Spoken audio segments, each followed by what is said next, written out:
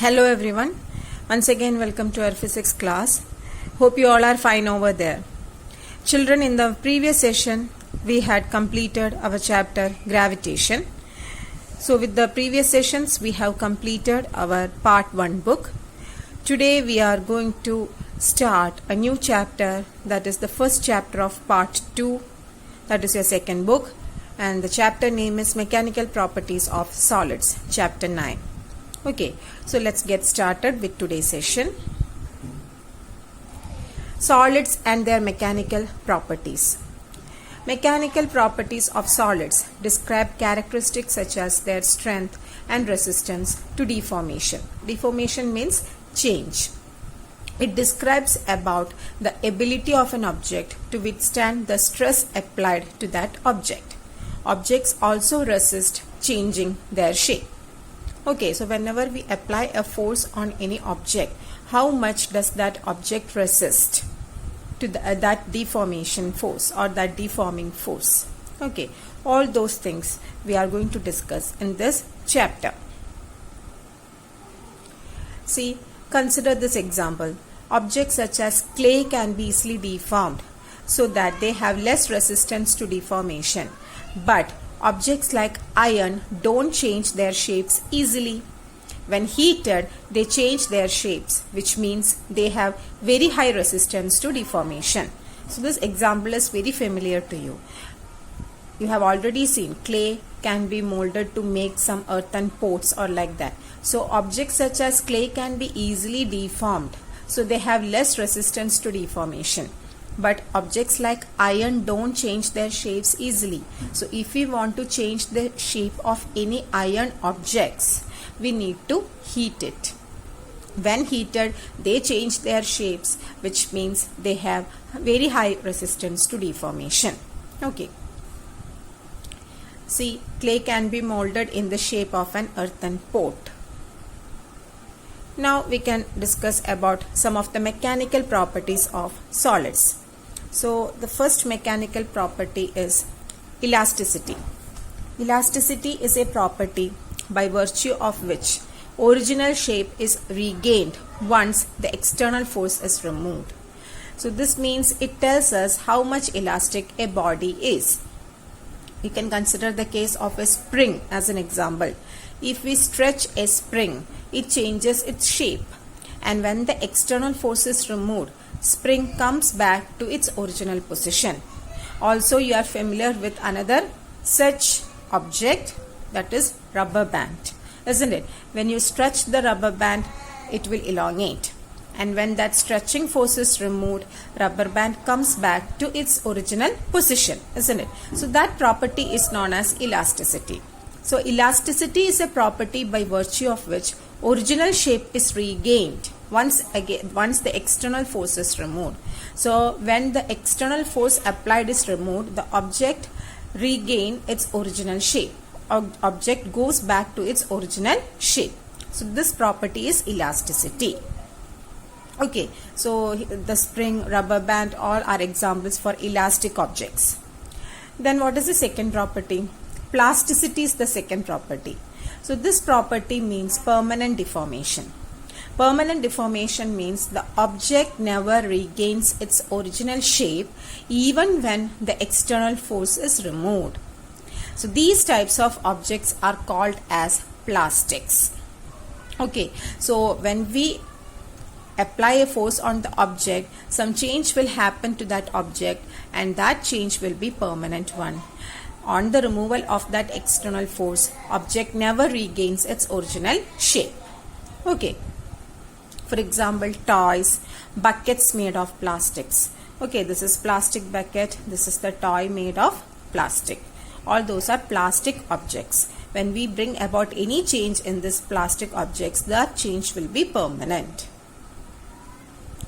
Now, third mechanical property is ductility. You had already studied about ductility in your lower classes. It is the property of being drawn into thin wires or sheets.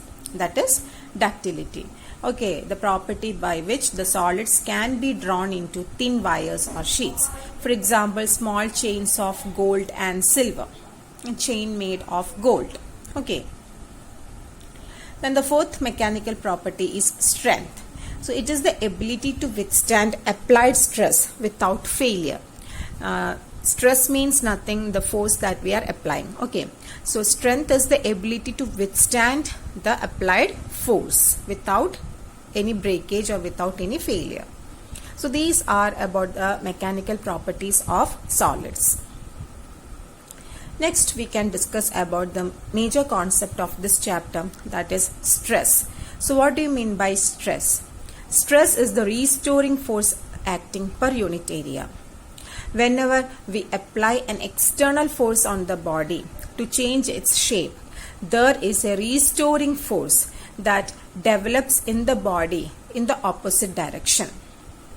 Isn't it? Suppose we compress an object.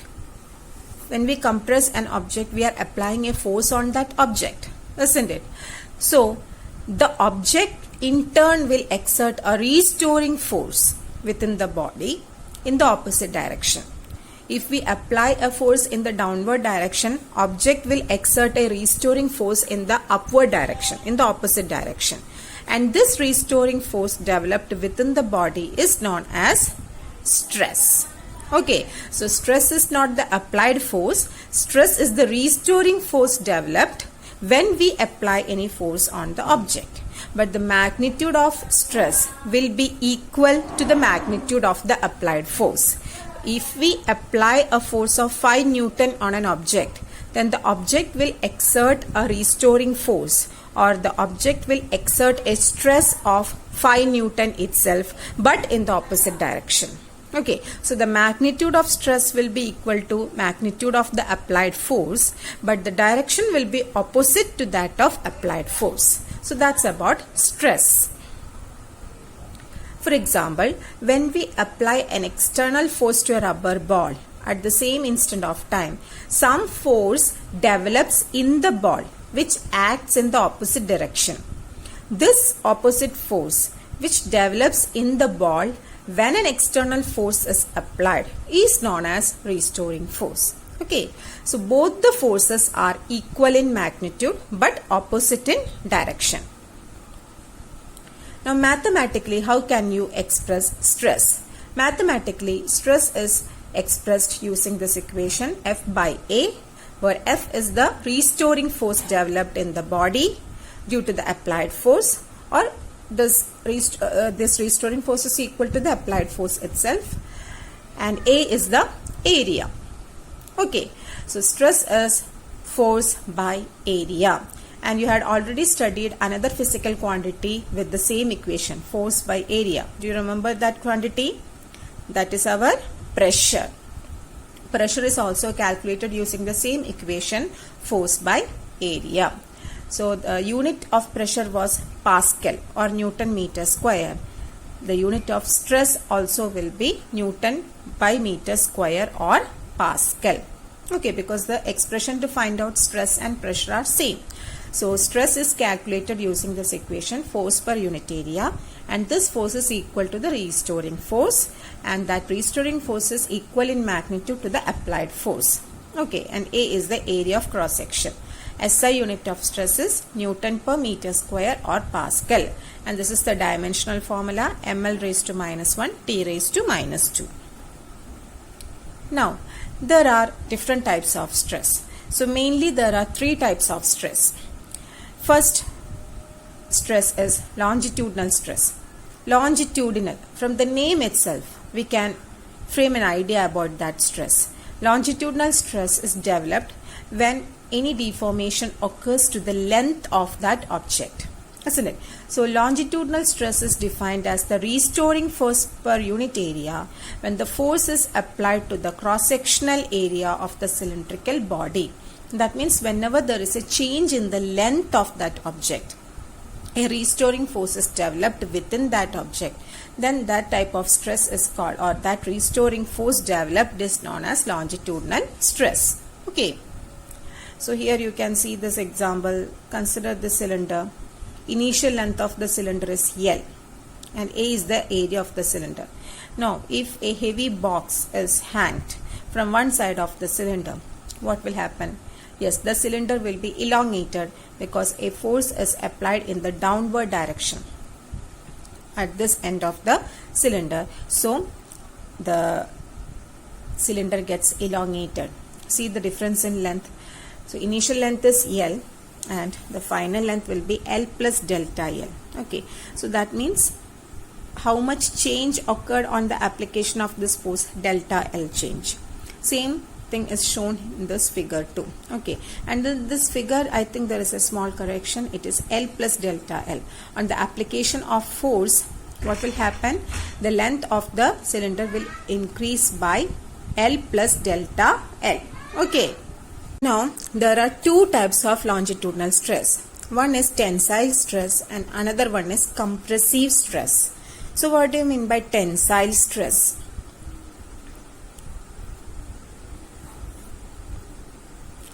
See, tensile stress is a longitudinal stress when the length of the cylinder increases. That means, suppose we have applied a force on the cylinder, and due to the application of that force, if length of the cylinder has been increased, then the longitudinal stress developed in that case is tensile stress. Of course, the longitudinal stress will be developed here because a change has been occurred in the length of the cylinder. So any change occurring in the length of the cylinder will leads to, or length of any object leads to longitudinal stress. Again, within the longitudinal stress, here tensile stress has occurred because there is an increase in the length due to the force applied. Okay, for example, when the force is applied to both sides of the cylinder gets stretched. See, in this figure, force is applied on both sides of the cylinder, so the cylinder gets stretched. As a result, there will be an increase in its length. And force is applied on the both sides, and as a result, length of the cylinder increases. So the stress developed here is tensile stress. Now, what do you mean by compressive stress? Compressive stress is a longitudinal stress where the force is applied to compress the cylinder. Okay, so force is applied on either sides of the cylinder. Okay, on opposite sides of the cylinder. So as a result, the length of the cylinder is decreased. The cylinder is compressed. So this is compressing the cylinder. And here the stress developed is compressive stress because there is a decrease in the length of that object. Okay, so such type of longitudinal stress is compressive stress. So that's all about longitudinal stress. The next category of stress is tangential or shearing stress. So what do you mean by tangential or shearing stress? Restoring force per unit area when the force applied is parallel to the cross-sectional area of the body.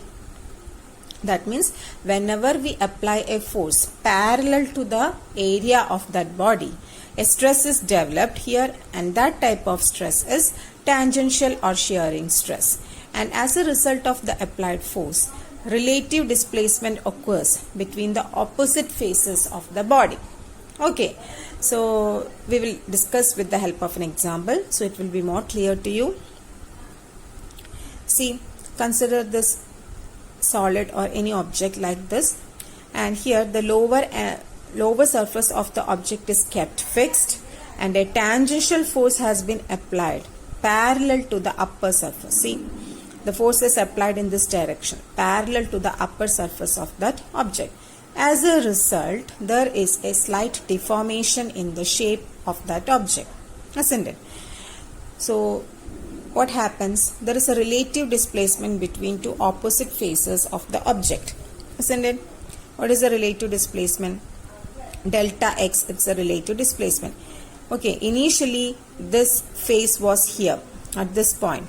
Due to the application of this tangential force, this face alone is displaced towards right, isn't it? So what is the relative displacement of the upper face compared to the lower face? It is delta x. And what is that angle? Angle is theta. Okay, so this is shearing stress. Here the stress developed is known as shearing stress or tangential stress. Now next type of stress is volume stress or hydraulic stress. From the name itself we can identify it is the stress developed when there is a change in the volume. Okay, or it is the restoring force per unit area developed when the force is applied by a fluid on the body, because usually there will be a change in the volume of the object when it is completely inside the fluid. So here you can see a spherical ball is completely immersed inside the water, and that water is applying a normal force on all sides of the sphere, due to which there is a change or there is a decrease in the volume of that spherical ball, isn't it? So here there has been a change in the volume of that object. So here the restoring force developed per unit area when a force is applied by the fluid on the body is known as hydraulic stress or volume stress. The term hydraulic is something related to water. Okay. So that's all about different types of stress. So the first type of stress is longitudinal stress, second type is tangential or shearing stress, third type is volume stress, and the equation to find out stress is force per unit area. Okay. Children, with this I am concluding my session. Notes of the topic and YouTube video have been uploaded. Just go through that. We will meet in the next session. Till then, take care all of you. Stay home, stay safe. Thank you.